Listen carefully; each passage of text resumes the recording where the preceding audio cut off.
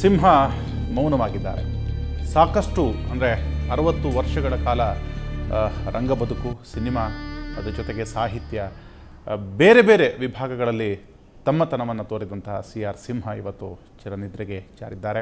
ಅವರ ಬದುಕಿನ ಒಂದು ಸಿಂಹಾವಲೋಕನವನ್ನು ಈ ಚರ್ಚೆಯಲ್ಲಿ ನಾವು ಮಾಡ್ತಿದ್ದೀವಿ. ಚರ್ಚೆಗೆ ನಮ್ಮನ್ನು ಕೂಡಿಕೊಂಡಿದ್ದಾರೆ ಕುಮಾರ್ ಬಂಗಾರಪ್ಪರವರು. ಕುಮಾರ್ ಬಂಗಾರಪ್ಪರ ಕಾರ್ಯಕ್ರಮಕ್ಕೆ ನಿಮಗೂ ಸ್ವಾಗತ. ಹಿರಿಯ ನಟರಾದಂಥ ದತ್ತಣ್ಣ ಅವರು ನಮ್ಮ ಜೊತೆ ಇದ್ದಾರೆ. ದತ್ತಣ್ಣ ಅವರೇ, ನಿಮಗೂ ಕಾರ್ಯಕ್ರಮಕ್ಕೆ ಸ್ವಾಗತವನ್ನು ಕೊಡ್ತಾ ಇದ್ದೀವಿ. ಹಾಗೆ ರಾಷ್ಟ್ರ ಪ್ರಶಸ್ತಿ ವಿಜೇತ ಗಾಯಕ ಡಾಕ್ಟರ್ ಶಿವಮೊಗ್ಗ ಸುಬ್ಬಣ್ಣ ಕೂಡ ನಮ್ಮ ಜೊತೆ ಇದ್ದಾರೆ. ಸುಬ್ಬಣ್ಣ ಅವರೇ, ಕಾರ್ಯಕ್ರಮಕ್ಕೆ ನಿಮಗೂ ಸ್ವಾಗತವನ್ನು ಕೊಡ್ತಿದ್ದೀವಿ. ಜಯಶ್ರೀ ಅವರೇ, ಅಭಿನಯ, ಆಗಲೇ ರಮೇಶ್ ಹೇಳ್ತಾ ಇದ್ರು, ಆ ಪಾತ್ರವೇ ತಾನಾಗಿ ಅಭಿನಯಿಸುವಂತಹ ಸಿಂಹ, ನೀವು ಕಂಡಂತೆ ಸಿಂಹ.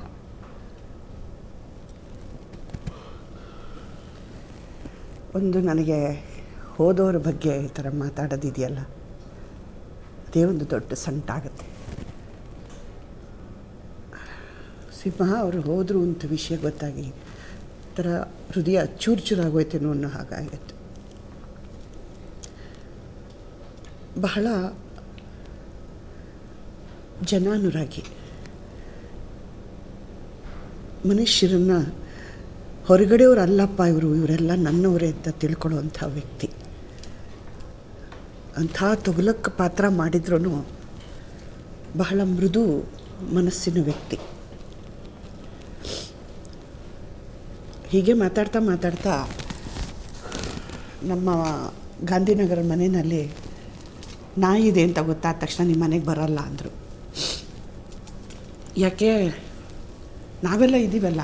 ಅಲ್ಲ, ನೀವಿದ್ದೀರಾ, ಬಟ್ ನಾಯಿ ಕಂಡ್ರೆ ನನಗೆ ಹೆದರಿಕೆ. ತಮಾಷೆ ಮಾಡಿದ್ದೆ ನಾನು. ಸಿಂಹ ಅಂತ ಹೆಸರಿಟ್ಕೊಂಡಿದ್ದೀರಾ? ಅಯ್ಯೋ, ಬೆಕ್ಕು ನೋಡಿದ್ರು ನನಗೆ ಹೆದರಿಕೆ ಕಣಮ್ಮ. ತೊಗಲಕ್ಕ ಪಾತ್ರದಲ್ಲಿ ಮೊದಲು ಅವ್ರನ್ನ ನೋಡಿದಾಗ ನನಗೆ ನಿಜವಾಗ್ಲೂ ತೊಗಲಕ್ಕೆ ಮಾತಾಡ್ತಾ ಇದ್ದಾನೇನೋ ಅನ್ನೋಷ್ಟು ಮನಸ್ಸಿಗೆ ಆನಂದ ಆಯಿತು. ಇಂಥ ಒಬ್ಬ ಒಳ್ಳೆಯ ನಟನನ್ನು ನಾವು ಪಡೆದಿದ್ದೇವಲ್ಲ, ನಮ್ಮ ಕರ್ನಾಟಕ ನಿಜವಾಗ್ಲೂ ಅದ್ಭುತ ಅನ್ನಿಸ್ತು. ಗೃಹಕ್ಕೆ ಹೋಗಿದ್ದೆ, ಗುಹೆ ಅಂತ ಇತ್ತು. ಮನೇಲಿ ಒಂದು ದೊಡ್ಡ ನಾಯಿ ಸಾಕಿದ್ರು. ನಾನು ಹೋದ ತಕ್ಷಣ ನಾನು ನೋಡಿರಲಿಲ್ಲ ಅವ್ರ ಮನೇಲಿ ನಾಯಿ ಇದೆ ಅಂತ. ನಾಯಿ ಅಂದರೆ ಎಂಥವ್ರಿಗಾದರೂ ಹೆದರಿಕೆ ಆಗೇ ಆಗುತ್ತೆ, ಅದು ಸಾಕಿರಲಿ ಸಾಕ್ದಲ್ಲೇ. ಆರಾಮಾಗಿ ಗೇಟ್ ತೆಗೆದು ನಾನು ಸಿಂಹಣ್ಣ ಅಂತಲೇ ಮಾತಾಡ್ಕೊಂಡು ಒಳಗಡೆ ಹೋದೆ. ನನಗೆ ನಾಯಿ ಇದೆಯೋ ಇಲ್ವೋ ಅನ್ನೋ ಡೌಟ್ ಇತ್ತು ನನಗೆ. ಅವರು ನಾಯಿ ಮರಿಗೆ ಹೆದರ್ತಾರೆ ಅನ್ನೋ ವಿಷಯ ಗೊತ್ತಾಗಿ ಇಟ್ಟಿರೋಲ್ಲ ಅನ್ನೋ ಒಂದು ಧೈರ್ಯನೂ ಇತ್ತು. ಹಾಗಾಗಿ ಹೋಗಿ ಗೇಟ್ ತೆಗೆದು, ನನ್ನ ಅದೃಷ್ಟ ಗೇಟನ್ನು ಮುಚ್ಚಿರಲಿಲ್ಲ, ನಾನು ಗೇಟನ್ನು ತೆಗೆದು ಸೀದಾ ಒಳಗಡೆ ನಡ್ಕೊಂಡು ಹೋಗಿ ಬೆಲ್ ಮಾಡಿದೆ ಅಂತ ಗಾಬರಿ ಆಗೋಯ್ತು ನನಗೆ. ನೋಡಿದ್ರೆ ಕೆಳಗಡೆ ಅವ್ರು ಏನು ಥಿಯೇಟ್ರ್ ಕಟ್ಟಿದ್ರು, ಅಲ್ಲಿಂದ ಒಂದು ದೊಡ್ಡ ನಾಯಿ ದಡಾರ್ ಅಂತ ಬರೋಕ್ಕೆ ಶುರುವಾಯಿತು. ಓಡಿ ಬಂದಿದ್ದೆ ನಾನು. ಆ ಗೇಟನ್ನು ಹಾಕ್ಕೊಂಡು ಹೊರಗಡೆ ಹೋಗಿ ಗೇಟನ್ನ ಎಳ್ಕೊಂಡೆ. ಚಿಲಕ ಹಾಕಲಿಲ್ಲ, ಗೇಟನ್ನು ಎಳ್ಕೊಂಡ ತಕ್ಷಣ ಅದೇನಾಯಿತು, ರಭಸದಿಂದ ಓಡಿ ಬಂದು ಆ ಗೇಟ್ ಮೇಲೆ ನಿಂತ್ಕೊಂಡ ತಕ್ಷಣ ಗೇಟ್ ಯಾವಾಗ ಆಚೆ ಬಂತೋ ಅದಕ್ಕೆ ಗಾಬರಿ ಆಗೋಯ್ತು. ತನ್ನ ಟೆರಿಟರಿನ ಬಿಟ್ಟು ಆಚೆ ಹೊರಟೋಗಿದ್ದೀನಿ. ದಡ ಅಂತ ಅದು ಅಂತ ಅಷ್ಟೊತ್ತಿಗೆ ಸಿಂಹಣ್ಣ ಬಂದರು. ಅಣ್ಣ, ನಾಯಿ ಬಂದುಬಿಟ್ಟಿದೆ, ಬರಬಾರಲ್ಲ ಬಾ, ಅದೇನು ಮಾಡಲ್ಲ ನಿನಗೆ ಬಾ. ಅಂದರೆ ಅಂಥ ವ್ಯಕ್ತಿ ಮನೆಗೆ ಕರ್ಕೊಂಡೋಗಿ, ನೀನು ಬರ್ತೀನಿ ಅಂತ ಮುಂಚೆ ಫೋನ್ ಮಾಡೋಕ್ಕಿಲ್ವಾ ಅಂತ ಅಂದರು. ಇಲ್ಲ, ನಾನು ಇರಲ್ಲ ಅಂದ್ಕೊಂಡು ಬಂದೆ, ನಾಯಿ ಇರಲ್ಲ ಅಂದ್ಕೊಂಡು ಬಂದೆ. ನೀವು ನಾಯಿನ ಅಷ್ಟೊಂದು ಎದುರ್ಕೋತೀರ, ನಾಯಿನ ಕಟ್ಟಿಬಿಟ್ಟಿದ್ದೀರಲ್ಲ. ಆದರೆ ಅದು ಬೇರೆ ವಿಷಯ, ಇದು ನಾವೇ ಸಾಕಿರೋದು ನೋಡು, ಅದಕ್ಕೆ ನನಗೆ ಗಾಬರಿ ಇಲ್ಲ. ಬಹಳ ಪ್ರೀತಿಯಾಗಿ ಮಾತಾಡೋರು. ಇಷ್ಟೆಲ್ಲ ಮಾಡಿಕೊಂಡು ಗಂಟೆಗಟ್ಟಲೆ ಮಾತಾಡೋರು. ಬಹಳ ಒಳ್ಳೊಳ್ಳೆ ವಿಷಯಗಳನ್ನು ಹೇಳ್ತಾ ಇರೋರು. ಸಿಕ್ಕಿಬಿಟ್ರೆ ಅವ್ರಿಗೆ ಯಾರಿಗಾದ್ರೂ ಸ್ನೇಹಿತರು ಸಿಕ್ಕಿದ್ರೆ ಒಂಥರ ನಿಧಿ ಸಿಕ್ಕಿದಂಗೆ ಆಗೋದು ಅವ್ರಿಗೆ. ಇವರು ನನಗೆ ಬೇಕಾದವರಪ್ಪ, ನನ್ನನ್ನು ಪ್ರೀತಿ ಮಾಡುವಂಥವ್ರು, ನನ್ನ ಜೊತೇಲಿ ಇರುವಂಥವ್ರು. ಈ ಥರದ ಒಂದು ಆತ್ಮೀಯತೆ ಇದೆಯಲ್ಲ, ಮನುಷ್ಯತ್ವ ಅನ್ನೋದನ್ನು ಎತ್ತಿ ತೋರಿಸಿದಂಥ ವ್ಯಕ್ತಿ ನಿಜವಾಗ್ಲೂ ನನ್ನ ದೃಷ್ಟಿನಲ್ಲಿ. ಯಾರ ಬಗ್ಗೆನೂ ಹೊಟ್ಟೆ ಕಿಚ್ಚಿಲ್ಲ, ಒಂದು ಅಸೂಯೆ ಇಲ್ಲ. ಯಾರಾದರೂ ಏನಾದರೂ ಮಾಡ್ತೀವಿ ಅಂದರೆ ಹೋಗಿ ನೋಡಿ ಅವರಿಗೆ ಪ್ರೋತ್ಸಾಹ ಮಾಡುವಂಥ ಗುಣ ಇತ್ತು. ತೊಗಲಕ್ಕೆ ಮಾಡಿದಾಗ ಮೇಲಂತೂ ಅವರೇ ಒಂದು ದೊಡ್ಡ ತೊಗಲಕ್ಕಾಗೋಗ್ಬಿಟ್ರು. ಒಂದು ಥರದಲ್ಲಿ ಅವರಿಗೆ ಹೆಸರು ತಂದು ಕೊಟ್ರು ಎಲ್ಲೋ ಒಂದು ಕಡೆ ಅವರಿಗೆ ತೊಂದರೆ ಮಾಡ್ತೇನೋ ಈ ತೊಗಲಕ್ಕಂತ ಅನ್ನಿಸ್ತಾ ಇತ್ತು. ಏಕೆಂದರೆ ಅವ್ರ ಕೈ ಹಿಂಗೆತ್ತಿದ್ರೆ ತೊಗಲಕ್ಕಂತ ಮಾತಾಡ್ತಾ ಇದ್ವಿ ನಾವೆಲ್ಲ. ಇದೇನು ತೊಗಲಕ್ ಸ್ಟೈಲಲ್ಲೇ ಮಾತಾಡೋಕ್ಕೆ ಶುರುವಾಗ್ಬಿಟ್ಟಿದ್ದಾರಲ್ಲ, ನಿಜ ಜೀವನದಲ್ಲಿ ಇವ್ರು ತೊಗಲಕ್ ಥರನೇ ಮಾತಾಡ್ತಾ ಇದ್ದಾರಲ್ಲ. ಅವರಲ್ಲ, ನಾವು ಮುಳುಗೋಗಿದ್ವಿ. ನಾವು ನೋಡೋ ದೃಷ್ಟಿನ ಸ್ವಲ್ಪ ಬದಲಾಯಿಸಬೇಕಾಗಿತ್ತು. ನಾವು ಅದನ್ನು ಆ ಥರ ಅವ್ರನ್ನ ಅಂತ ಇದ್ವಿ. ಅಂಥ ದೊಡ್ಡ ವ್ಯಕ್ತಿ, ಅಷ್ಟು ಮೈದುಂಬಿ ನಿಲ್ಲುವಂಥ ವ್ಯಕ್ತಿ ಅಂತ. ನೀವೀಗ ಗುಹೆ ಬಗ್ಗೆನೇ ಮಾತಾಡಿದ್ರಿ. ಇಂದು ಆ ಗುಹೆಯಲ್ಲಿ ಸಿಂಹ ಇಲ್ಲ. ಸಿಂಹ ಇದ್ರೂ ಚಿರನಿದ್ರೆಗೆ ಜಾರಿದೆ. ನಮ್ಮ ರಿಪೋರ್ಟ್ರು ಅವರ ನಿವಾಸದಿಂದ ನೇರವಾಗಿ ನಮ್ಮ ಜೊತೆ ಸಂಪರ್ಕದಲ್ಲಿದ್ದಾರೆ. ರವಿ, ಸಿಂಹ ಅವರ ನಿವಾಸ ಗುಹೆಗೆ ಈಗ ಯಾರೆಲ್ಲ ಆಗಮಿಸಿದ್ದಾರೆ, ಅಲ್ಲಿ ಈಗ ಏನು ಚಟುವಟಿಕೆ ನಡೀತಾ ಇದೆ?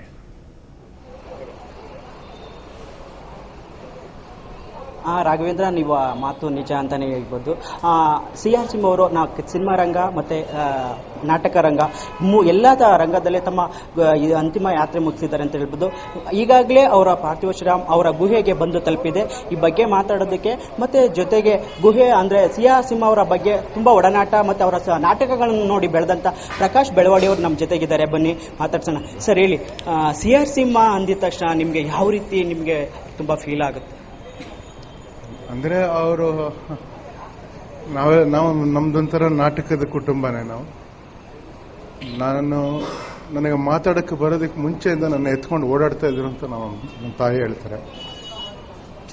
ಅವರೇನು ಪ್ಲಾನ್ ಮಾಡಿ ಒಂಥರ ಈ ಥರ ಯಶಸ್ಸು ಕಾಣಬೇಕು ಆ ಥರ ಇದ್ದವರಲ್ಲ.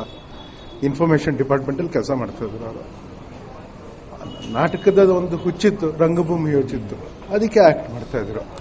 ಅಂದರೆ ಇವೆಲ್ಲ ಬಂದಿದ್ದು ಅದು ಬೈದವೆ ಅಷ್ಟೇ. ಅಂದರೆ ಅವರು ಪ್ಲಾನ್ ಮಾಡಿ ಇದನ್ನೆಲ್ಲ ಅಚೀವ್ ಮಾಡಲಿಲ್ಲ. ಅವರು ಉತ್ಸಾಹ ಅವ್ರನ್ನ ಎಲ್ಲ ಕರ್ಕೊಂಡು ಹೋಗ್ತಾ ಇತ್ತೋ ಅಂಥದ್ರಲ್ಲಿ ತೊಡಗಿಸ್ಕೊಳ್ತಾ ಇದ್ದಾರೆ ಅಷ್ಟೇ. ಓಕೆ, ಅವರು ಕಾಕನ ಕೋಟೆ ಮತ್ತು ತೊಗಲಕ್ಕು ನಾಟಕಗಳನ್ನು ನಿರ್ದೇಶನ ಮಾಡಿದ್ರು. ಅವರ ನಾಟಕಗಳ ಬಗ್ಗೆ ನೀವು ಚಿಕ್ಕ ವಯಸ್ಸಿಂದ ನೋಡಿ ಬೆಳೆದ ನಿಮ್ಮ ಅಭಿಪ್ರಾಯ ಯಾವ ರೀತಿ? ಅವರ ನಾಟಕಗಳ ಬಗ್ಗೆ ಏನು ಹೇಳ್ತೀವಿ? ಅವ್ರು ಆಕ್ಚುಲಿ ತುಂಬ ಒಂಥರ ಒಂದು ಹೈ ಎನರ್ಜಿ, ಒಂದು ಹೈ ಮೆಟಬಾಲಿಕ್, ಒಂದು ಪಕ್ಷಿ ಹೃದಯ ಮಿಡಿತ ಆಗಿರುತ್ತೆ ಆ ಥರದ್ದು ಒಂದು ವ್ಯಕ್ತಿತ್ವ ಅವ್ರದ್ದು. ಎಲ್ಲವನ್ನು ಇಂಟೆನ್ಸ್ ಆಗಿ ಮಾಡೋದು. ಅಂದರೆ ಅದರಿಂದ ಆ ತೀವ್ರತೆಯಿಂದ ಒಂಥರ ಮೈಮರೆತು ಕೆಲಸ ಮಾಡೋ ಥರದ್ದು ನಟನೆ ಇರೋದು ಅವ್ರದ್ದು. ಆದರೆ ಅವ್ರು ನೋಡಿ ಏನೇನೋ ಮಾಡಿದ್ದಾರೆ. ನಟನೆ ಮಾಡಿದ್ದಾರೆ, ನಾಟಕ ರಚನೆ ಮಾಡಿದ್ದಾರೆ, ಸಿನಿಮಾ ನಿರ್ದೇಶನ ಮಾಡಿದ್ದಾರೆ, ಸಿನಿಮಾದಲ್ಲೇ ಅಭಿನಯಿಸಿದ್ದಾರೆ, ಟೆಲಿವಿಷನ್ನಲ್ಲಿ ಅಭಿನಯಿಸಿದ್ದಾರೆ. ಮತ್ತು ಮಹಾವಾಚಾಳಿ, ಯಾವಾಗ ಮಾತಿನ ಚಟ. ನಮ್ಮನ್ನೆಲ್ಲ 3-4 ಗಂಟೆ ಒಂದು ಕಡೆ ಒಂಥರ ಹಿಪ್ನಟೈಸ್ ಮಾಡ್ದಂಗೆ ನಿಲ್ಲಿಸ್ಬಿಟ್ಟು ಮಾತಾಡ್ಸೋರು. ಒಂದು ಕಾರ್ ಬಾಗಿಲು ತೆಗೆದು 1 ಗಂಟೆ ನಿಲ್ಲಿಸಿ ಮಾತಾಡೋದಕ್ಕೆ ಬರ್ತಾ ಇರ್ತಾರೆ. ಅವರ ಜೊತೆಗೆ ಅವರ ಒಡನಾಟ ನಿಮ್ಮ ಕುಟುಂಬ ಜೊತೆಗೆ ತುಂಬಾ ಒಡನಾಟ ಇತ್ತು. ನಾಟಕಗಳ ಬಗ್ಗೆ, ಅವರ ಸಿನಿಮಾಗಳ ಬಗ್ಗೆ, ನಾಟಕದ ಬಗ್ಗೆ ಯಾವ ರೀತಿ ನಿಮ್ಮ ಜೊತೆ ಚರ್ಚೆ ಮಾಡಿದ್ದು ತುಂಬಾ ಕಳೆದಂತ ನೆನಪುಗಳು ಯಾವುದು? ಅವ್ರಿಗೆ ಏನಂದ್ರೆ ಈ ವ್ಯಂಗ್ಯ ತಮಾಷೆ ಅಂದ್ರೆ ಬಹಳ ಇಷ್ಟ. ಅವ್ರಿಗೆ ಯಾವ್ದಾದ್ರು ಘಟನೆನ ಕಂಡ್ರೆ ಅವರ ರೀತಿಯಲ್ಲೇ ಅವರು ಅದನ್ನ ಅದರ ವಿಡಂಬನೆ, ಅದರ ವ್ಯಂಗ್ಯ ಮಾಡೋರು. ಮತ್ತೆ ದೊಡ್ಡ ಪೋಸ್ಗಳು ಅವ್ರನ್ನ ಗೇಲಿ ಮಾಡೋದು, ಅವ್ರ ಕಾಲು ಎಳೆಯೋದು ಅನ್ನೋದು ಆ ಥರದ್ದು ತುಂಬಾ ಇಷ್ಟ ಸಿಂಹಂಗೆ. ಮತ್ತೆ ನಗ್ಸಿ ಇಟ್ಬಿಡೋರು ನಮ್ಗೆಲ್ಲ. ನಾವೆಲ್ಲ ಸಿಂಹ ಮನೆಗೆ ಬಂದ್ರು ಅಂದ್ರೆ ಒಂದು 5 ಗಂಟೆ ಅವ್ರ ಮಾತು ಕೇಳೋದೆ. ಆ ಥರ ಗ್ರೇಟ್ ವ್ಯಕ್ತಿತ್ವ ಅವ್ರದ್ದು. ಜೊತೆಗೆ ಸಿನಿಮಾಗಳಂತ ಅಂದಾಗ 150ಕ್ಕಿಂತ ಹೆಚ್ಚು ಸಿನಿಮಾಗಳನ್ನ ಸಿಂಹ ಅವರು ಅಭಿನಯ ಮಾಡಿದ್ದಾರೆ, ಮತ್ತೆ ನಾಟಕಗಳನ್ನ ಹೆಚ್ಚಾಗಿ ನಿರ್ದೇಶನ ಮಾಡಿದ್ದಾರೆ. ನಿಮ್ಗೆ ತುಂಬಾ ಇಷ್ಟವಾದಂತ ಅವರ ಸಿನಿಮಾಗಳಾಗ್ಬೋದು, ನಾಟಕಗಳು ಯಾವುದು ಅಂತ?